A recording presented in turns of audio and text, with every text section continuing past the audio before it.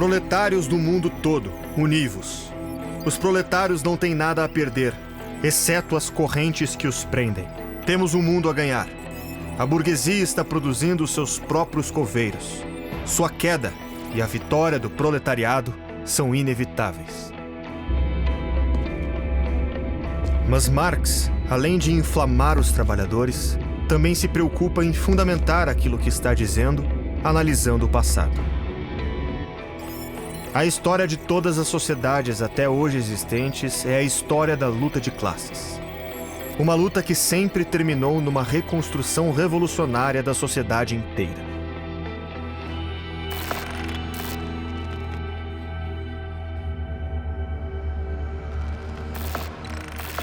O Manifesto Comunista ainda é um dos livretos mais importantes que existem, porque foi escrito por Karl Marx e Friedrich Engels, esses dois camaradas que eram, naquela época, revolucionários na Europa para um pequeno grupo revolucionário. E eles ofereceram um esquema muito simples. Eles disseram, vejam, senhoras e senhores, nosso mundo se desenvolveu de uma maneira muito simples. Ele se adequa às leis da história. Na antiguidade, a humanidade vivia em uma sociedade tribal chamada comunismo primitivo. Todos eram iguais, mas todos eram pobres. Em algum momento, a sociedade mudou. Um grupo de pessoas começou a explorar outro grupo de pessoas. E é aí que temos uma nova fase, a escravidão. Era para ser assim, era ruim, mas era um mal inevitável. Porque na escravidão, através da fase da escravidão, historicamente, a sociedade humana criou riqueza. E funcionou por um tempo, mas depois essa fase esgotou seu potencial progressivo. E gradualmente ela mudou para uma nova fase socioeconômica chamada feudalismo. E tivemos duas novas classes. Ao invés de escravos e donos de escravos, surgiram novas classes, duas classes mais avançadas. Senhores feudais e os camponeses. E funcionou por um tempo. E mais riqueza material foi criada. A fase do feudalismo, em algum momento, evoluiu para uma nova fase, que seria a última fase. A última fase opressiva da história humana, chamada capitalismo. Em vez de senhores feudais e camponeses, tínhamos duas novas classes mais avançadas. E são boas classes, mas uma delas era má. Mas era um mal inevitável.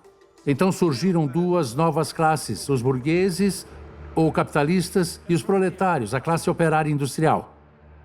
Vejam, Marx e Engels ficaram presos nessa teoria da evolução. Era uma mentalidade do século XIX, a evolução de Charles Darwin. Todos adoravam a evolução.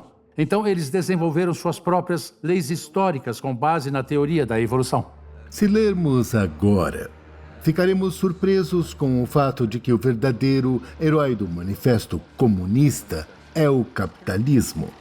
Porque Marx e Engels dizem que o capitalismo é o futuro. E claro, em 1848 o capitalismo estava presente apenas em algumas áreas da Europa. Na Inglaterra, no que hoje é a Bélgica, ao norte da França, ao sul da Alemanha, na Renânia e assim por diante. Então a polêmica dele é principalmente contra o antigo regime, as sociedades antigas pré-capitalistas. Em certo ponto, ele disse que o capitalismo mudará tudo. Tudo o que é sólido desmanchará no ar, ele escreveu. Porque o capitalismo é necessário para o socialismo. Porque o capitalismo cria trabalhadores. Quanto mais o capitalismo cresce, mais extenso será o proletariado e, portanto, a base para os partidos socialistas. Marx e Engels diziam essas pessoas são o povo escolhido. Povo escolhido. Tá? Eles foram escolhidos pela história, não por Deus. Você vê a conexão? Porque na antiga Bíblia, o povo escolhido eram os judeus.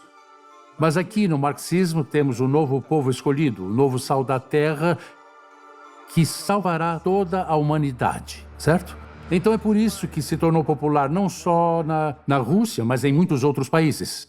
Temos aí uma religião laica, um substituto à religião.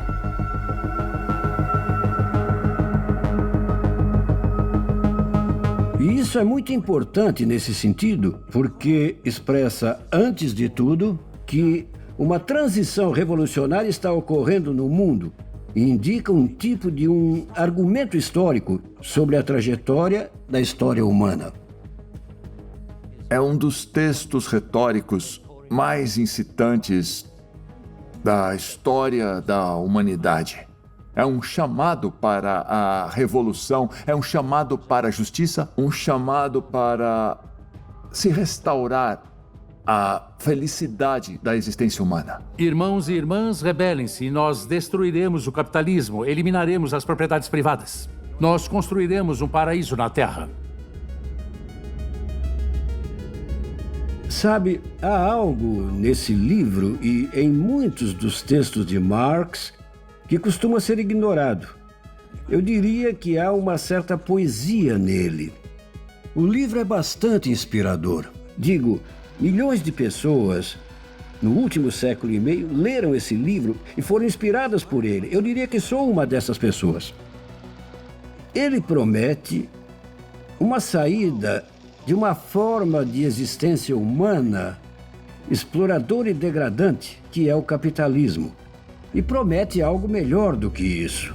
Se as pessoas entenderem como o sistema funciona, se entenderem seu próprio poder humano e se ao menos desejarem ir além dessa relação particular entre os que têm e os que não têm, para tentarem criar algo mais igualitário, mais justo, que distribua melhor a riqueza do mundo e assim por diante, eu diria que o poder daquele livro não está apenas na teoria e em suas instruções do que devemos fazer, mas também em sua poesia e suas aspirações e inspirações.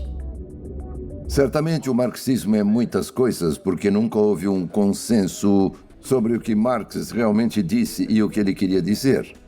No entanto, no geral, ele pensava que uma revolução seria inevitável por conta do desenvolvimento do capitalismo e que depois da revolução as classes sociais seriam abolidas, assim como eventualmente todas as formas de governo.